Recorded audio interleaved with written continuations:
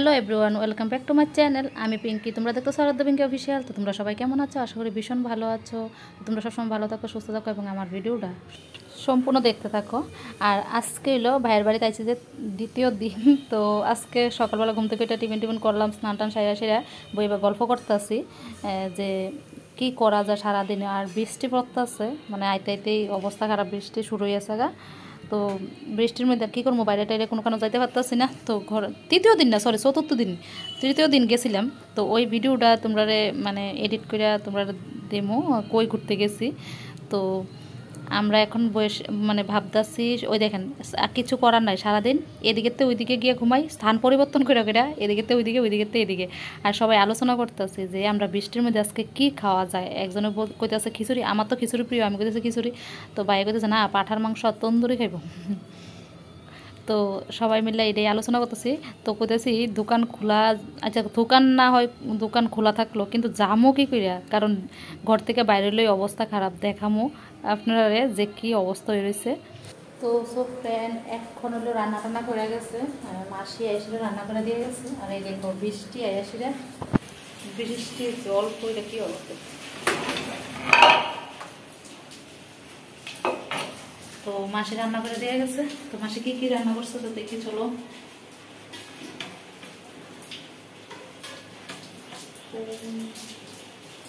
Soybean আমার প্রিয়,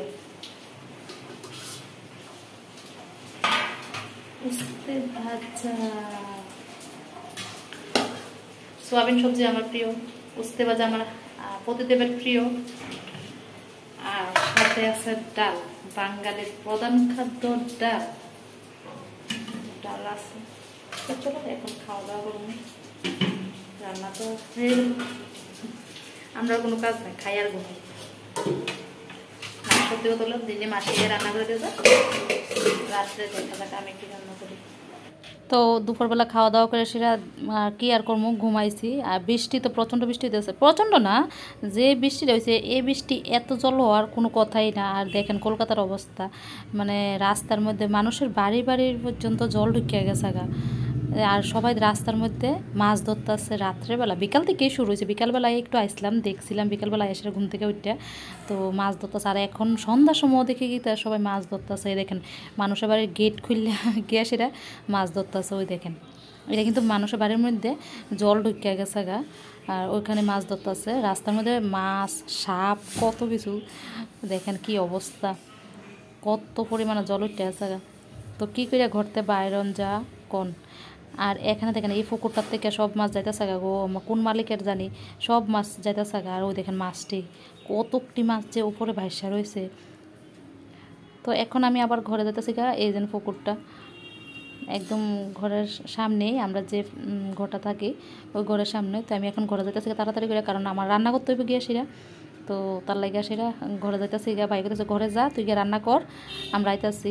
মানে মাছ ধরা দেখে ওই দেখেন আমারে তুই বারবার বাইরে যাবি গা, তুই রান্না টান্না করতে না লাগে। আমার জেলের মধ্যে, জেলখানার মধ্যে বন্দি করে দিয়ে তালা দেওয়া যাইতেছে। দেখছেন নি অবস্থাটা, আমার ভাই আমার তালা দেওয়া যাইতেছে ঘরের ভিতরে।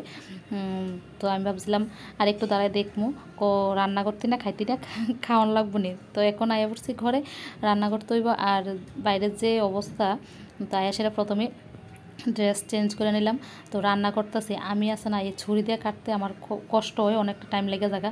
তো ভাইয়ার আমি মিললেই রান্না করতেছি, পরে ভাইয়া এসে হেল্প করছে। তো ভাই বোনে মিললেই রান্না করতেছি। এখানে লচ্ছই ভাজি করমু আর হইলো চিকেন রান্না করতেছি। তো দুজনে মিললেই রান্না করে নিতেছি।